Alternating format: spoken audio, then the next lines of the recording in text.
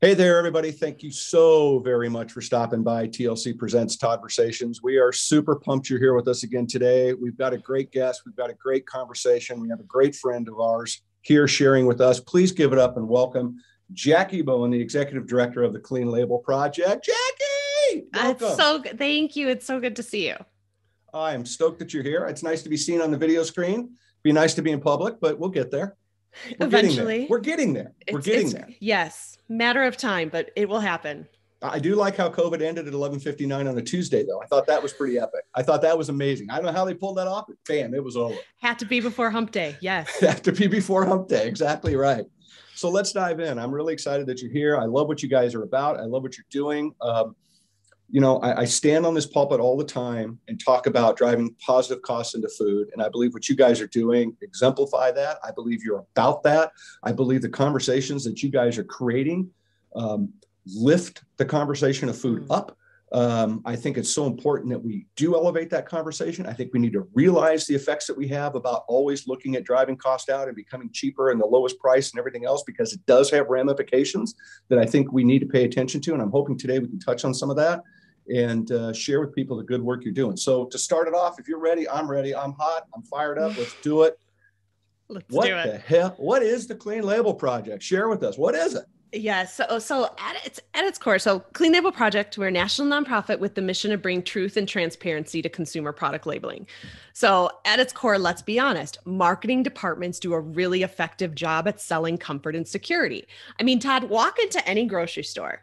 I want you to find me one product, just one, that on the product packaging, it says, this product is entirely meh. Frankly, it doesn't taste very good. It's a little bit overpriced. And listen, we had to do a larger production run in order to get our margins. We had to use the BPA lining in order to extend that shelf life. But listen, we made our margins. Little endocrine disrupting chemicals never hurt anybody. All products say they're full of nothing but wholesome goodness. And that's where data and science separate fact from fiction. So what we do at Clean Label Project is in analytical chemistry, we trust. So at its core, we go into the marketplace, we purchase top selling products, and we test them for the true contents of what's inside. For the most part, the food safety regulatory fabric in America is focused on microbiological contaminants, E. coli, Salmonella, Listeria. What we care about, heavy metals, pesticides, plastics, things that are linked to chronic disease like cancer and fertility. Overall, we're looking to change the definition of food and consumer product safety with a long-term view on environmental and public health. Right. I love it. I absolutely love it. So what was your motivation to do this? I mean, how'd you guys get started? Yeah. And so Todd, as you know, and we go way back from my days at QAI, of which, the thing is, it's like, I'm a huge personal and professional fan of certified organic, non-GMO project. I believe that consumers having access to more information is always going to be better than less. But it's been interesting because over the past several years, what I've seen is this proliferation of, you see these markers of quality on pack, but then what you see hit mainstream media are things like levels of glyphosate in America's best-selling breakfast cereal, levels of BPA leaching from America's favorite sparkling waters and the packaging into the finished product, levels of heavy metals in baby food. The kicker is that these products are largely compliant in the court of law. Court of public opinion, it's a different story. So the way I kind of view the world is what we have is a growing divide between the court of law and the court of public opinion. Complying with the court of law when it comes to kind of like brands and, kind of food safety, I view that as table stakes. I mean, let's be honest. Nobody's going to say, congratulations for not necessitating a recall today. Like that's not the goal. When you shift your true north into what consumers perceive quality and safety to be, that's the true north. And especially for brands, it's a matter of that's where you get consumer trust. That's where you get repeat purchases. And that's where you also can command a price premium because you're aligning with what it is that consumers want. It's not about minimum expectations anymore. Right. Well, I say this all the time. Consumers in a lot of ways are sheep looking for a shepherd, right? They're going to go to the shiniest penny. I mean, if somebody can invent, back in my day being a kid, you can invent the pet rock and become a multimillionaire off of selling a rock. Yeah. It speaks to that narrative a little bit. Yeah. And people are very easy, they want people to do the heavy lifting for them, right? They expect the brands that they're buying have already done all this due diligence, all this heavy lifting, and everything's perfectly fine. Yep. Words like all natural, sustainable, even the word local. It's like, though it's easy to define local in some ways, what does it actually mean? Yeah. And so I like where you're heading with what you presented about really changing that narrative and putting kind of a face to things now. So I love that. So in the science world, right, you live in a world of peer review. You know, you research, then you get it reviewed, then you get it published, right? That's part of that's just kind of the way the process works. Yep.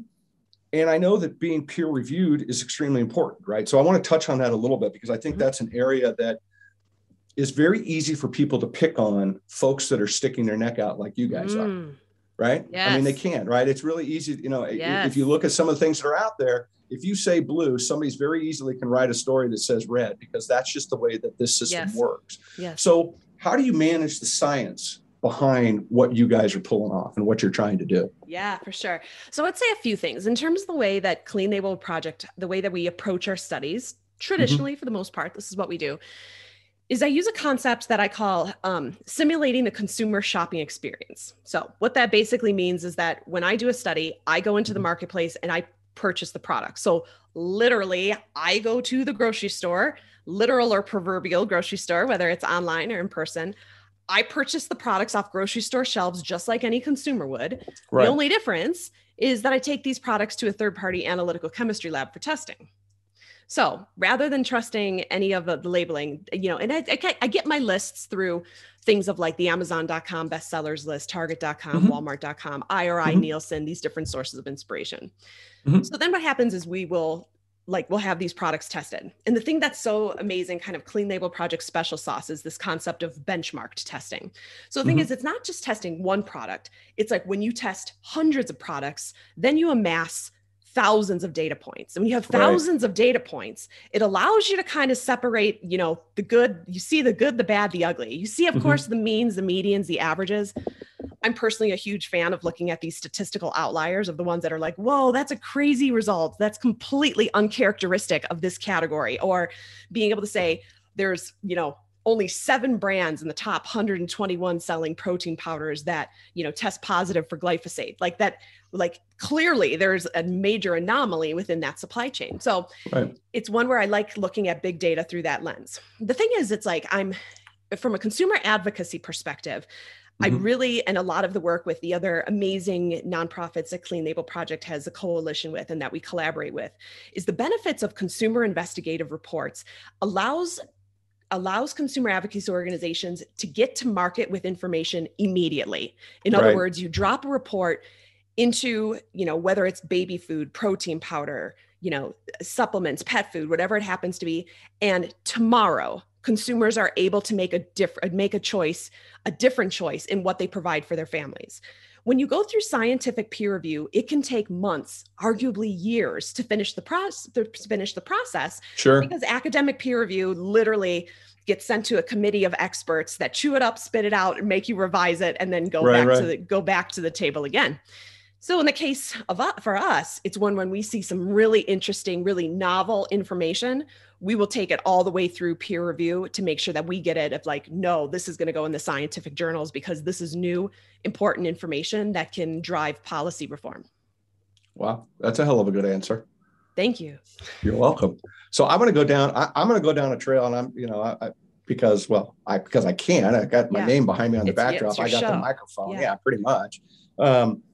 But I'm very interested in heavy metals and what's going on in heavy metals in food. So I'm going to get a little more specific, if you don't mind, because I just think this topic, and I've got some stuff I want to present back to you for some thoughts and get you on, because I know where your brain's at with baby food and you know, what you guys have posted, what you're doing. But I really want to get down to the weeds a little bit, because I don't think that people necessarily get the correlation of what you all are doing, why you're doing it. You know what I mean? It's just like we go through our day at the grocery store and we just don't think this deeply. And I'd hope that we can uplift that conversation by just tackling this one kind of heavy subject, but a little more detailed to kind of get people's brains wrapped around like, holy crap, we need to stop and pause and start thinking again about my mantra of driving positive cost into food. Definitely. Geez. Definitely. So how do heavy metals end up in food? Well, a few different ways. So the first would be, and I'm remiss not to say, is that heavy metals. So when I say heavy metals, what I'm referring to are things like total arsenic, cadmium, Right. lead, mercury. These are things when you're kicking it old school back in middle school and you saw the periodic table of elements, they were on there. Okay. Right. So they are naturally occurring in the Earth's crust. Okay. So there is some heavy metals that are naturally occurring. Sure. What's more so interesting is the human causes that contribute to even more and exacerbate the problem. Right. Those would be things like mining, fracking, industrial agriculture, the use of different types of wastewater as irrigation, depending on the origins of that wastewater. All of these things can take and kind of concentrate the heavy metals. And then what happens is that it's literally because of this pollution that these heavy metals end up in the air, the water, and the soil. In the absence of federal policy that requires brands to pay attention to things like heavy metals, undoubtedly these will end up in finished products. So the way I always like to look at it is that the food safety regulatory fabric in America is focused on like the E. coli, salmonella, listeria, things you hear about in burrito restaurants, salad mix recalls, chicken, that type of thing. But, Todd, when was the last time you heard someone say, oh God, I should not have eaten that potato salad at yesterday afternoon's potluck. I think I woke up with cancer. Says nobody ever, right? Because the thing is, it can take years, even decades, to manifest itself in chronic disease. Right on. When traditional food safety is like, no, you'll feel not good within 24 to 72 hours. Stomach ache, vomiting, diarrhea, sometimes worse. But the thing is, this long-term view is what's not being paid attention to. So when it comes to the origins of this stuff, heavy metals, largely because of pollution. And the thing is, even domestically, given the globalization of the food supply, even if we had the most progressive kind of environmental policy here in the US, given our reliance on imports, unless these same philosophies are also like expected abroad, these foods, as well as these origins, as well as the contaminants, are destined to enter US shores and therefore into our food supply. Well, there you go, folks. I told you, this is worth talking about. So I want to get a little bit deeper and talk about not to pick on, but to talk about what the federal government's kind of up to on stuff. And I want, if you could, can you give us just a little flavor on the food safety regulatory system in America, kind of like what it is, and just give us your perspective of it. Sure. So like we talked about, it's one where FDA, typically we talk about microbial contaminations, pathogens, those types of things. USDA also has a robust program around food safety related to kind of like animal protein-based products. The thing that's interesting is that for the most part, you see things of like the Global Food Safety Initiative, Food Safety Modernization Act, all of which have elements of caring about things like contaminants. But it wasn't until recently, with these investigations have been taking place within baby food, of the whole thing of paying attention to heavy metals. It's interesting, and I always like drawing parallels, is that it's crazy. It wasn't until the 1980s that smoking was banned on airplanes. And in fact, in the 1950s, it was one where cigarette smoking was encouraged for doctors to reduce anxiety. It was encouraged for pregnant women to reduce anxiety and weight gain. Now, it was one where over time they saw a correlation between things like, premature labor or low birth weight, or links between smoking and lung cancer. And the thing is, it wasn't that the reports weren't out, that the science wasn't out. It just took a longer time for it to manifest itself into regulatory policy in order to kind of set the different regulations we have in place today. The same thing stands when we're talking about heavy metals, is you have the FDA, the EPA, the American Academy of Pediatrics, American Medical Association, the World Health Organization, the Center of Disease Control, all saying there's no safe level of lead.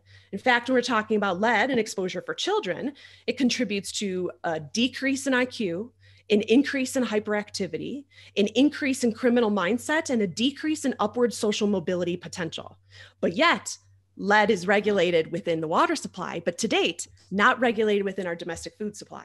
It's not because the jury is out. It just has not yet manifested itself into public policy. But it doesn't mean that as concerned consumers, as well as progressive brands, we can't implement provisions to minimize risk and secure a really great supply chain now in anticipation of the inevitable.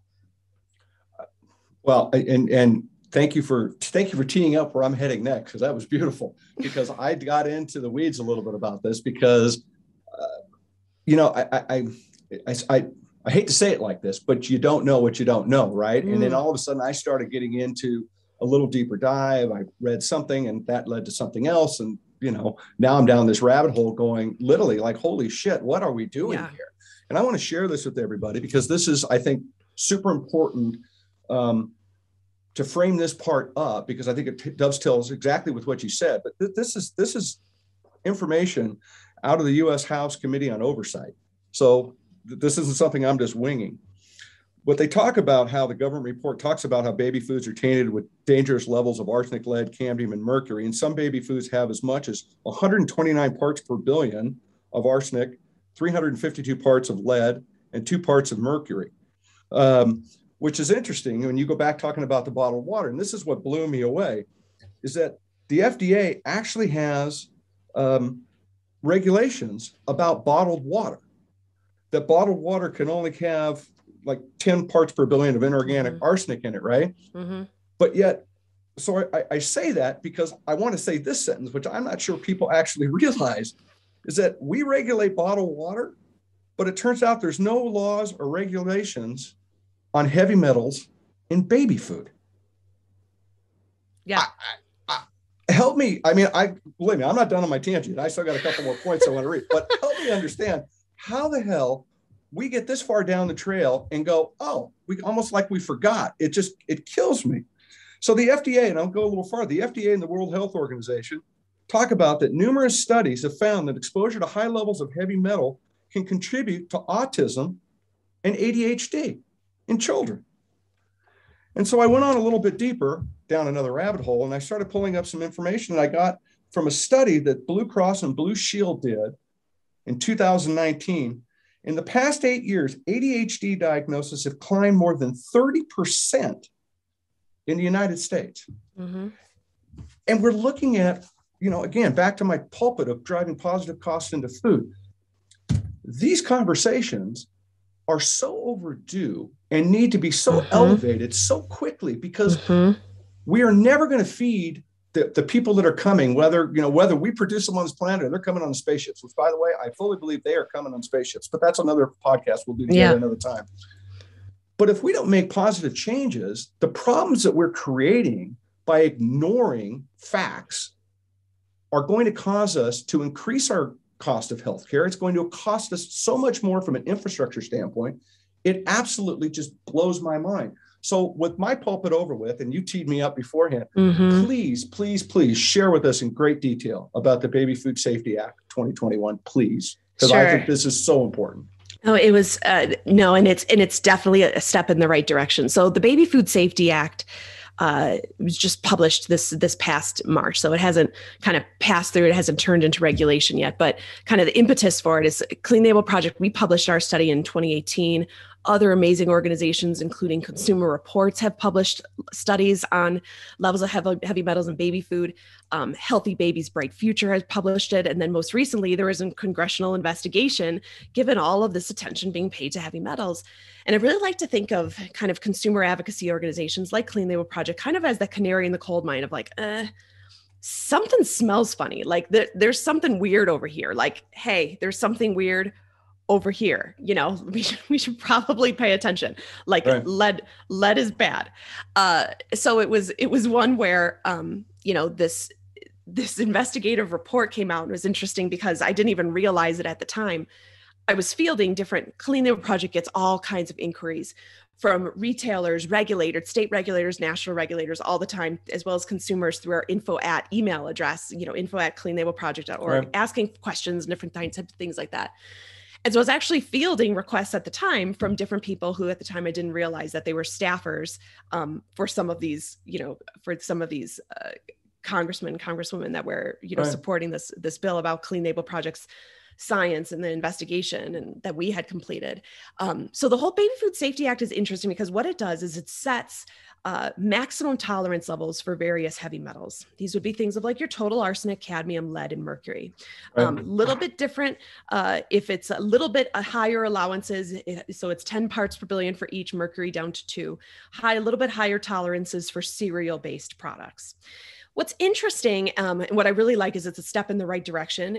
For sure. It takes a, it's the first time that you really see, you know, putting your toe in the water, so to speak, to set these maximum contaminant levels.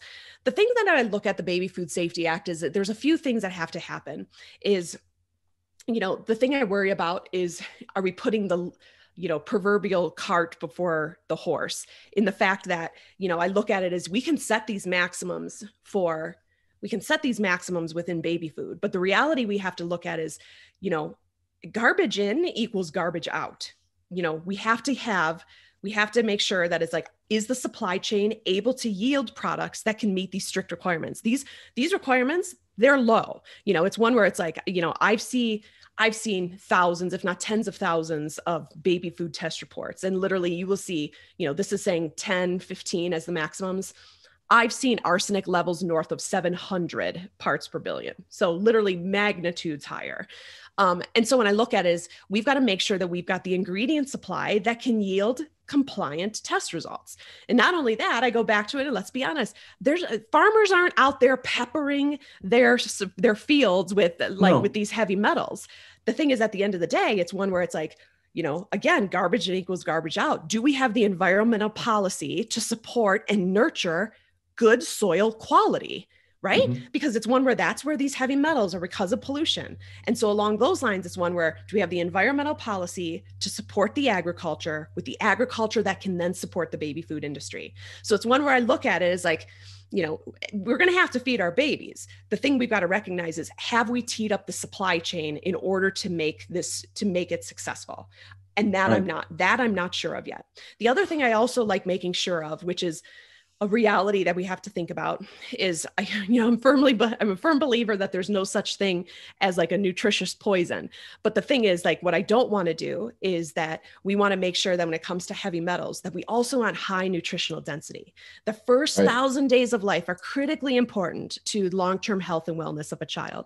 It's the window of opportunity where optimum brain and immune system are developed. And so it's one where it's like, it's not just about avoidance of the bad stuff. It's more of the good stuff, the vitamins, the minerals. What I don't want to do is, I don't want to see us, because of this program, incentivize synthetics, right? Because if something is not actually, if it's not actually a whole food and it's something that's laboratory created, it's one where it's like, yep, you can absolutely engineer heavy metals out, pesticides out, in the process of doing so, engineer vitamins and minerals out. And so I want to make sure that we kind of don't throw the baby out with the bathwater. We don't throw the vitamins and minerals out with the heavy metals. Well, I mean, look, nobody's ever going to eat French fries and drink a diet soda and think they cancel each other out, right? It just doesn't work that way. It just doesn't work. Sure. But some of this, and truthfully, and let's just be totally frank and totally transparent, some of this is just really bad, crappy food policy. Some of this is just really allowing, I believe so much revolves around money more than common sense when it comes to our food. And I think that, it blows my mind, because we're seeing it now, right? We're seeing it now. Like, I remember as a kid when Teflon came out, right? The Teflon pans, it was like the biggest rage ever, right? Yep. I mean, and now it's like, well, that wasn't that great, and I think we have to be smarter about what we're doing. And when we talk about putting something into our body and something that's going to sustain life, especially with the baby, how do we even get to the point of, in 2021, we are just now having this conversation? It flabbergasted me. It's so frustrating. It's crazy, right? Like, why has it taken so long? And the thing is, let's be honest, it's one where it's like, just because we've got a Baby Food Safety Act does not mean that it has been implemented. The FDA has looked at it, and they've got a 5 to 7 year process that they're looking at for implementation of this thing. So it's one where it's like, this type of reform isn't coming anytime soon. So you've got babies that are probably, in diapers right now, that, they're going to be entering middle school by the time that, time that this actually gets implemented, where families want to take action now. And the thing is, there are things that you can do to make sure to minimize, your child and your family's exposure. But,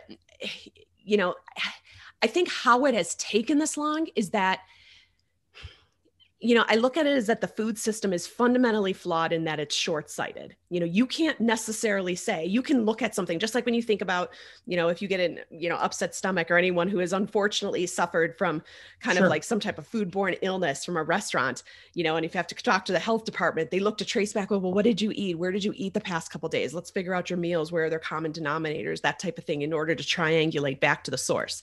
Right. We don't have that same luxury. We're talking about heavy metals, pesticides, and plastics.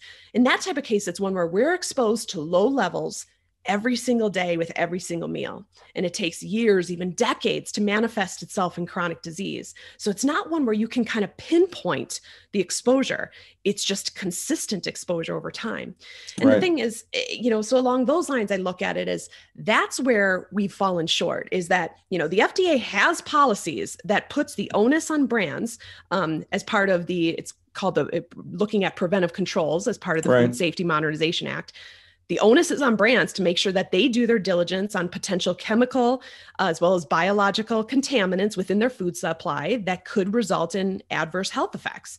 That includes things like heavy metals. But for the most part, within everyone that lives in the food safety world, when people think of their HACCP program, they're thinking of your traditional biological, chemical, and physical contaminants, your E. coli, salmonella, listeria, and rarely do you see a conversation around heavy metals or pesticide come up within a HACCP program. Well, welcome to today's Todd-versations, kids, because this is what we're talking about, because it's super, super important. Yeah.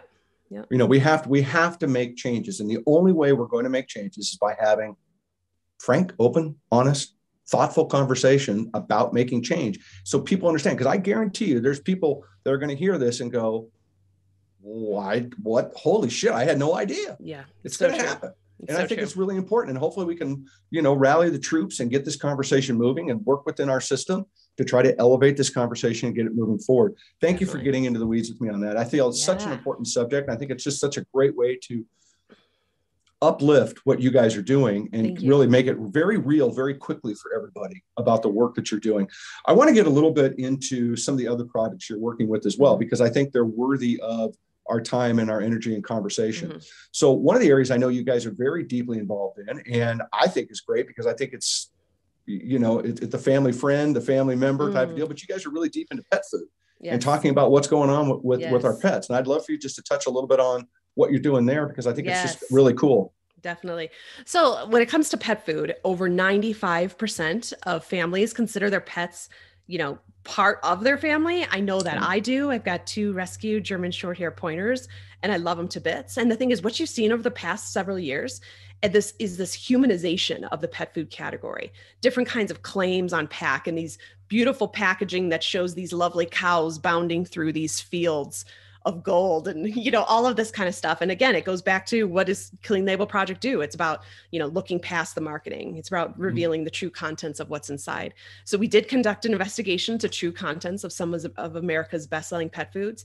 And it was crazy. The thing is, for the most part, when you think about the different, protein sources of pet food, it's interesting because what we buy when we go to the grocery store and you look in like the seafood case or in the meat case is a lot different than what ends up in pet food. There's a reason why pet food is the price that it is, and it can be shelf stable and those types of things. And what you see are magnitudes higher of heavy metals. And what's so interesting about the pet food category is it's one where it's regulated by a group called AAFCO, which is kind of like, the default where FDA has kind of kicked pet food safety over to AAFCO. And they kind of look at it as, your pet, they look at it as companion animals, but they're kind of regulated under AAFCO, which also regulates animal feed, of which I like to think that, my little Huck and Charlie are a little bit different than, a broiler chicken that's only going to live, for a few months versus your companion animal. You want them around for a really long time. Right. So the thing is also, when you look at pet food is, remember, unlike us, they eat the same thing 2 to 3 times a day, every day of their life, unless you mix it up a little bit. And so when it comes to pet food and you see these high levels of heavy metals, high levels of pesticides, and even plastics, it's one where it ends up being really concerning, especially when you look at the increase in recent years of cancer diagnosis in pets, coupled with the whole way that the pet food industry has been kind of shifting their labeling to really speak to those consumer sentiments, the reason why we look at our pets as part of the family. Right. Well, again, they lean hard into all natural and some of these Yes, buzzwords that, absolutely. they're pretty unsubstantiated, right? Mm-hmm. Yeah, no, I was fascinated by that. Thank you for sharing. Another area too that I think is really interesting that a lot of people are talking about that is, literally growing like a weed. A little play on word there. Wait for it. Is the CBD market, right?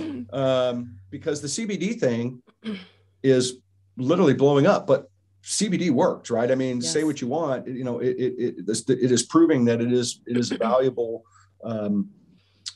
commodity, and certainly a lot of people getting into it. So can you talk a little bit about what you guys are doing with CBD? Because Yes. that is also off the rails too, because there's a lot of CBD products that suck. So true. So true. Yeah. You're absolutely correct. And I'll tell you the reasons. I'll tell you all the reasons why.